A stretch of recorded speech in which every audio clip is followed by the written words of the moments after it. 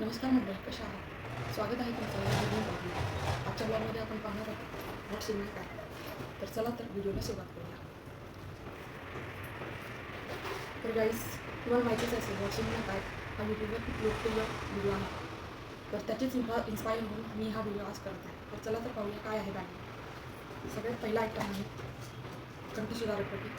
हा आवाज चांगला करण्यासाठी याचा उपयोग होतो. तर आवाजाची जी खरखर असते ती जाण्यासाठी त्या कंठसुधारक पट्टीचा उपयोग होतो. एवढंच नाही तर जेव्हा आपल्याला सर्दी खोकला होतो तेव्हा आपल्याला कंठसुधारक पट्टीचा उपयोग होतो. दुसरा आहे हा मेकअप पाऊच. तर याच्यामध्ये फार काही नाही आहे. मस्कारा आहे, ग्लिटर्स आहे, लिपस्टिक आणि हा सुरमा आहे. ही पपाया जेल आहे. याचा उपयोग स्किनसाठी होतो. स्किनला तजेला येण्यासाठी याचा उपयोग होतो. तर याचा आपण नाईट जेल म्हणून सुद्धा उपयोग करू शकतो. स्किन केअर म्हणून सुद्धा उपयोग करू शकतो. जेव्हा आयब्रोज आणि वॅक्स झाल्यानंतर आपल्याला त्वचेला जळजळ होते तेव्हा याचा उपयोग आपण करू शकतो. नंतर आहे हा पेपर सोप. हा स्पेशली ट्रॅव्हलिंगसाठी याचा उपयोग होतो. तर बघा, ह्या खूप अशा स्ट्रिप्स आहेत आणि ह्याच्यावर काय करायचं, थोडंसं पाणी घेऊन घासायचं. याचा साबणासारखा यूज होतो. नेक्स्ट आहे ही कॉम्पॅक्ट पावडर.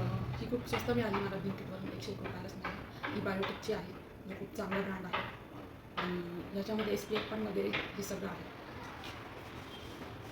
नेक्स्ट आहे ही थ्रेडिंग. तर मला थोडंफार आयब्रोज वगैरे करता येतं, तर टाईमपास म्हणून मी हा थ्रेड ठेवलेला आहे. जेव्हा केव्हा वेळ मिळेल तेव्हा मी प्रॅक्टिस करू शकते. नेक्स्ट आहे हा डिओ. तर उन्हाळा चालू आहे, आपल्याला घाम खूप येतो आणि आरामचा वगैरे, त्याच्यासाठी हा डिओ. नेक्स्ट आहे लिप बाम. हा हिमालयाचा लिप बाम आहे. पोट आपले कोडे पडले तर हा लिप बाम आपण यूज करू शकतो. नेक्स्ट आहे हा परफ्यूम. लावून दाखवते. हा पण मी ऑनलाईनच ऑर्डर केलेला आहे, खूप अफोर्डेबल आहे हा. नेक्स्ट आहे हे वॅसलिन. ह्याचा लिप ग्लॉस पण आपण उपयोगी करू शकतो किंवा हातपाय जेव्हा कोरडे होतात तेव्हा त्याचा उपयोग होऊ शकतो. तर एवढंच आहे बॅगमध्ये. कसा वाटला तुम्हाला हा व्हिडिओ? आवडला असेल तर लाईक करा, शेअर करा, सबस्क्राईब करा. भेटूया पुढच्या व्हिडिओमध्ये. तोपर्यंत व्हिडिओ पाहिल्याबद्दल धन्यवाद.